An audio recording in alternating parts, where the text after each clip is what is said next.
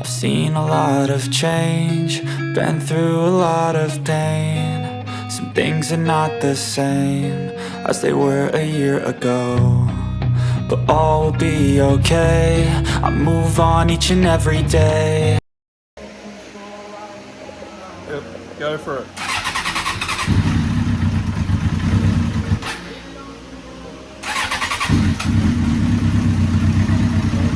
So far, so good. Got an F1 one.